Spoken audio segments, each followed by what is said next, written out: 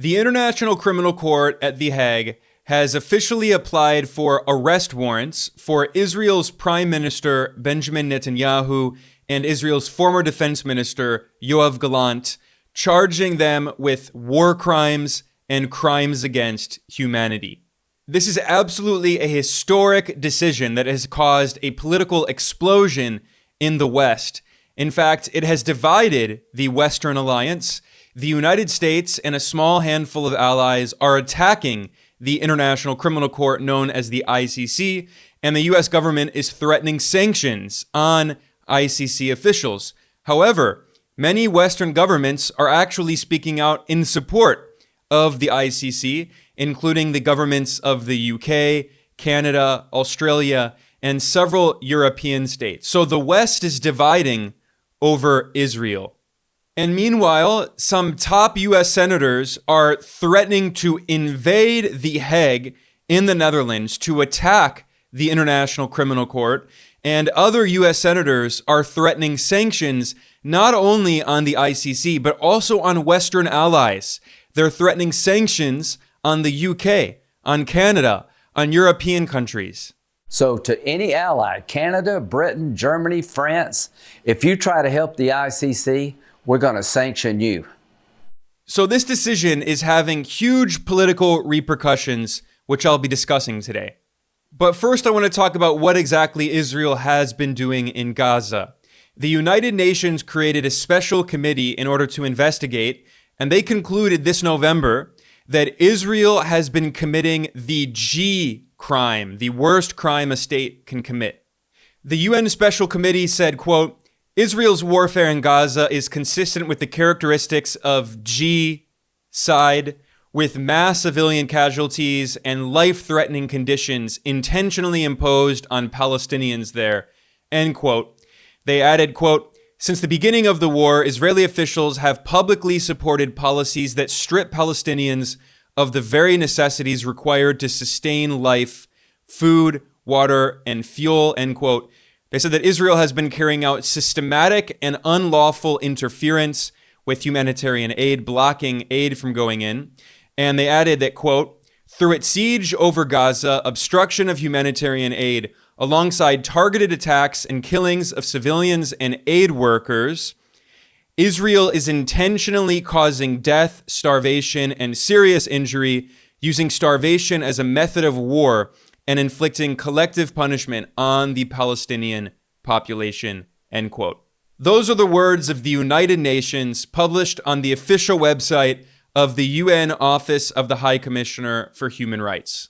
And even the top human rights organization inside Israel itself, which is called B'Tselem, the Israeli Information Center for Human Rights in the occupied territories, they have said very clearly that the Israeli regime is trying to ethnically cleanse the northern part of Gaza, expelling the indigenous Palestinians and colonizing their land so they can never go back. This was also the conclusion of the UN Secretary General, Antonio Guterres. He said that Israel is trying to ethnically cleanse Gaza, and he called for the world to act to stop it. And this is why the decision by the ICC to apply for an arrest warrant for top Israeli officials is so important and so historic, because the ICC has a long history of extreme bias. In fact, until 2016, as the Los Angeles Times newspaper noted, the ICC had basically only charged Africans, former African leaders, for the worst crimes at the court. So this is why many people in Africa and the Global South saw the ICC basically as a tool of the Western colonial powers and condemned it as the International Colonial Court. So this is why it was a matter of reputation. If the ICC didn't take action while Israel was carrying out blatant crimes against humanity and the crime of g-cide, if they didn't do something to try to stop it, then the ICC would have been permanently discredited. By the way, I should point out another criticism of the ICC is that it waited 6 months to officially issue these arrest warrants. Back in May, the ICC prosecutor Karim Khan officially applied for the arrest warrants, accusing Netanyahu and Yoav Gallant of war crimes and crimes against humanity. And yet that process was delayed for half a year as Israel continued carrying out these crimes with billions of dollars of weapons from the United States and from some European countries. Throughout this time, the US government continued flooding Israel with military aid, including $18 billion of weapons and ammunition and other military support in just 1 year. Throughout that time, the US government was very heavily pressuring the ICC not to issue the arrest warrant. There were reports that the ICC prosecutor Karim Khan was being threatened and blackmailed. And it's very clear why, because US officials know that if Israeli officials are actually held to justice for their crimes, US officials could be next. In fact, back in May, when the ICC originally applied for these arrest warrants, numerous US government officials said exactly that. They said, if they prosecute Israel, we're next, because the US has carried out many war crimes and crimes against humanity in Iraq and Afghanistan around the world, and the US is complicit in Israel's crimes because it has been funding Israel's crimes and giving it weapons and ammunition and support as it carried out these very well documented crimes. So we, hopefully, together will find a way to rest our displeasure with the ICC, because if they'll do this to Israel, we're next. They tried to come after our soldiers in Afghanistan, but reason prevailed. So at the end of the day here, what I hope to happen is that we level sanctions against the ICC for this outrage to not only help our friends in Israel, but protect ourselves over time. So what was the response of the US government that claims to defend the so-called rules-based international order? Well, US President Biden referred to the ICC decision as outrageous, and he attacked The Hague. Now, ironically, the ICC applied for arrest warrants not only against Netanyahu and Gallant, but also against Palestinians. So it did this kind of both sides narrative. But the US was furious, and now Washington is preparing to impose sanctions on the ICC in alliance with Israel. And the US government said that it, quote, fundamentally rejects, end quote, the ICC arrest warrants. This is the reality of the so-called rules-based order that US officials constantly bloviate about. And they criticize adversaries like China and Russia, accusing them of violating the so-called rules-based order, in which the United States makes the rules and orders everyone else around. But when there are legal consequences for the US and its allies, suddenly they threaten the ICC. They threaten sanctions on the ICC. And some US officials want to use the military to attack the ICC, to invade The Hague, because they know that if there are consequences, if there is justice for Israeli officials over their crimes against humanity, there may be consequences and justice for US officials over their own crimes against humanity. The Republican Senator Tom Cotton threatened that the US would invade The Hague over this decision. Senator Tom Cotton was referencing a US law passed in 2002 known popularly as the Hague Invasion Act. The official name is the American Service Members Protection Act. And as Human Rights Watch noted back 2 decades ago, this law authorizes the use of military force to liberate any American or citizen of a U.S. allied country being held by the International Criminal Court, which is located in The Hague. So this is how the U.S. actually sees international law. It's willing to invade The Hague in the Netherlands, which is part of the European Union. This is a major U.S. ally. And yet the U.S. is threatening to invade them to prevent The Hague from prosecuting an Israeli official or a U.S. official. So there is no accountability for their crimes against humanity. These are the actions of a rogue state. The United States and Israel are rogue regimes. And of course, this is completely bipartisan in Washington. President Biden has been openly attacking the ICC, but also President-elect Donald Trump has been attacking the ICC as well. And Donald Trump's neoconservative national security advisor, Mike Waltz, who's a war hawk, Mike Waltz has been threatening to impose sanctions on the ICC and personally on the ICC prosecutor, Karim Khan, who's a British attorney. And Donald Trump's neoconservative national security advisor, Mike Waltz, claimed that the ICC has so-called anti-Semitic bias, which is absurd. Now, these are not just empty threats. I think it's very likely that Trump will impose sanctions on the ICC when he returns to the White House, because in 2020, in his first term, the Trump administration did impose sanctions on the ICC. In that case, the Trump administration was furious because The Hague had opened an investigation into war crimes committed in Afghanistan by U.S. NATO forces. So they put sanctions not only on ICC officials, but also on their family members. U.S. officials were threatening the family members of ICC personnel. This is how criminal the U.S. government is. It's a rogue regime. And the irony is that when the Biden administration came to power in 2021, U.S. Secretary of State Antony Blinken boasted that he lifted the sanctions and visa restrictions that were imposed on ICC personnel.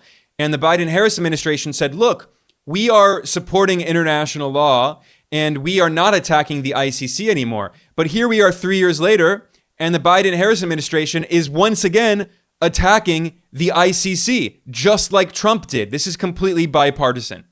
But given that Donald Trump will officially be inaugurated president again in January, I think it's very likely that he will impose sanctions once again on the ICC, especially because back in June, the U.S. House of Representatives, the lower chamber of the Congress, passed legislation that called to sanction the ICC. This law was overwhelmingly supported by Donald Trump's party, the Republicans.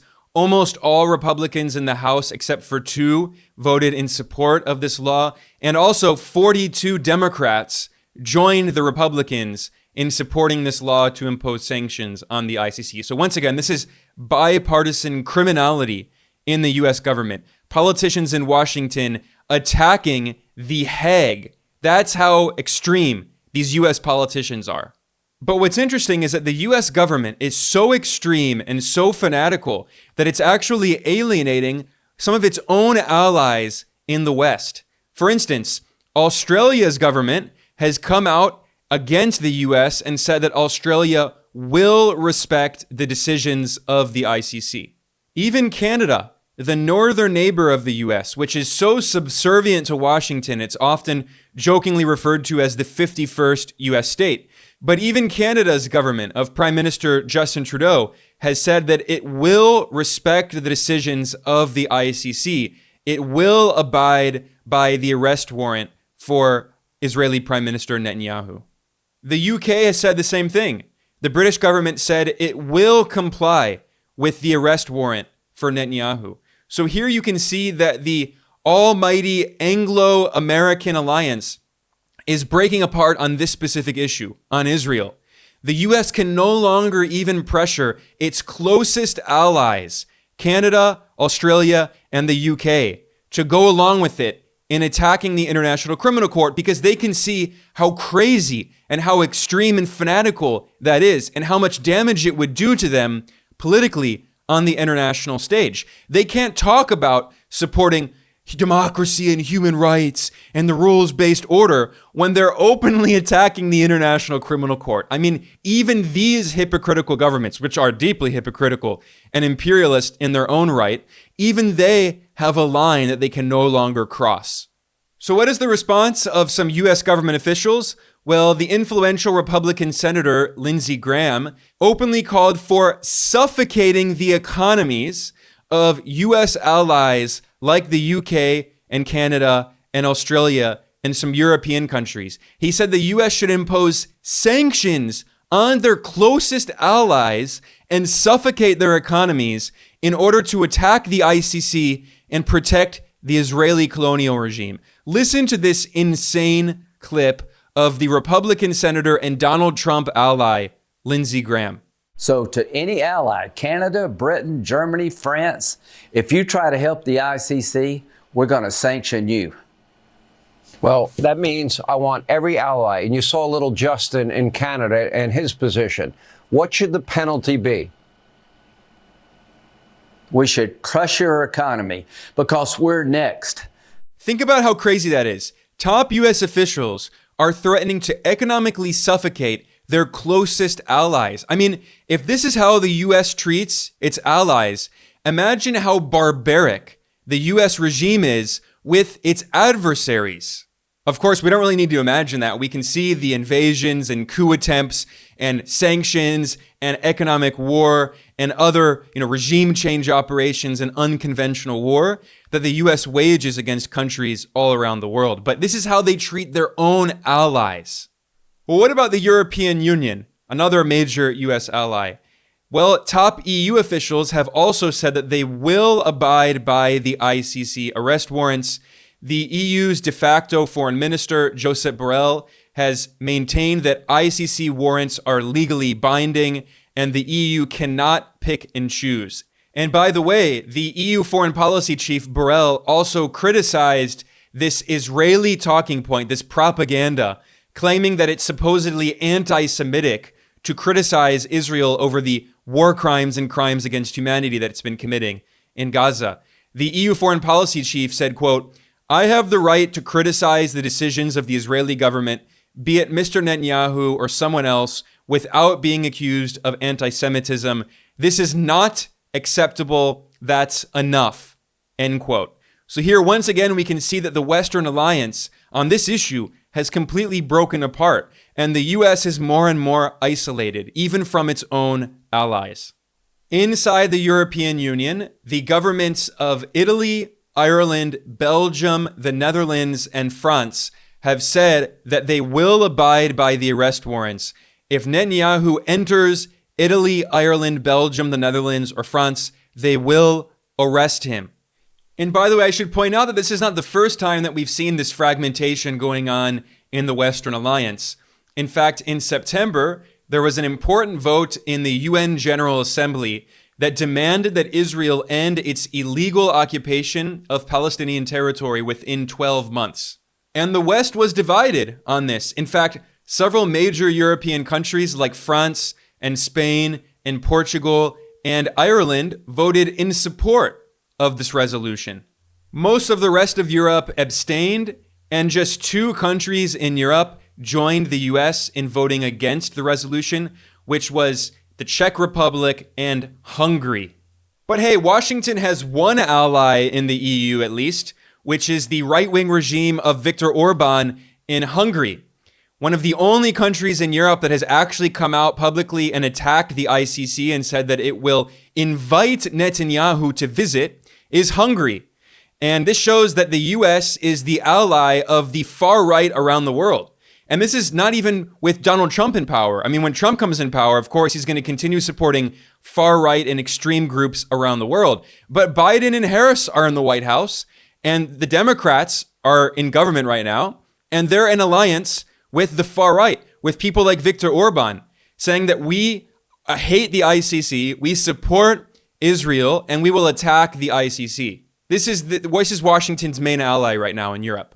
And if you look around the world, many countries in Latin America and Asia and Africa have said they will respect by this ICC ruling and they will arrest Netanyahu. But there is another exception, which is the far-right regime of Javier Milei in Argentina, who's a complete U.S. puppet. He wants to adopt the U.S. dollar.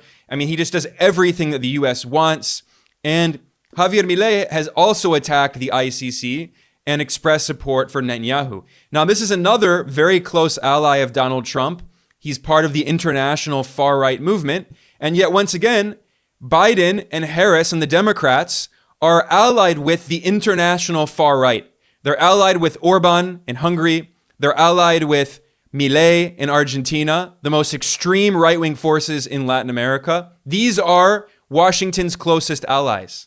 Well, in Europe, the US and the international far right have one other ally, which is Germany, which is nearly always on the wrong side of history.